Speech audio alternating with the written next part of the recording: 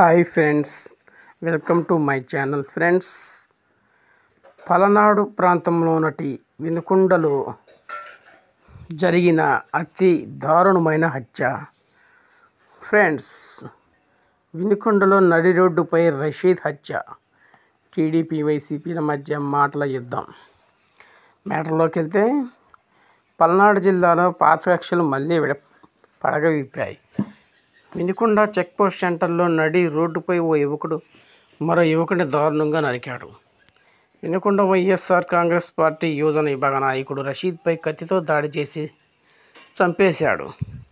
షేక్ జిలానీ అందరూ చూస్తుండగానే రషీద్పై దాడి చేశాడు. రషీద్ 2 చేతులు తెగిపోయి మెడ మీద తీవ్ర గాయమైంది. తీవ్ర గాయాలతో రక్తం అడుగులో కుప్పకూరి రషీద్ మృతి చెందాడు.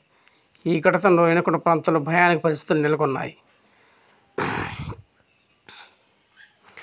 వైసీపీలో యాక్టివ్గా పనిచేసిన రషీద్ స్థానికంగా ఓ మద్యం షాపులో క్యాషియర్గా పనిచేస్తున్నాడు.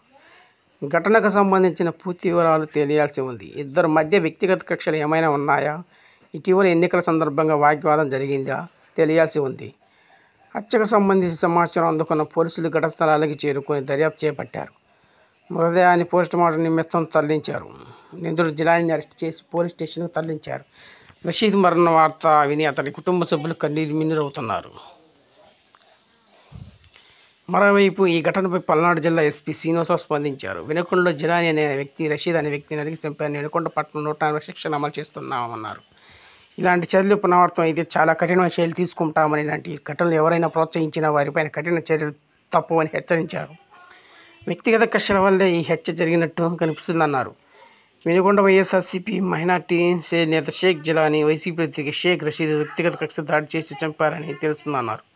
పల్నాడులో శాంతి భద్రతలు యుగోధ కలిగిస్తే కఠినమైన చర్యలు తీసుకుంటామని హెచ్చరించారు. ఇది ఇలా ఉంటే, ఈ ఘటనపై టీడీపీ మధ్య మాటల యుద్ధం నడుస్తుంది. రషీద్ హత్య చేసిన జిలానీ టీడీపీ అని వైఎస్ఆర్సీపీ అనిపిస్తుంది.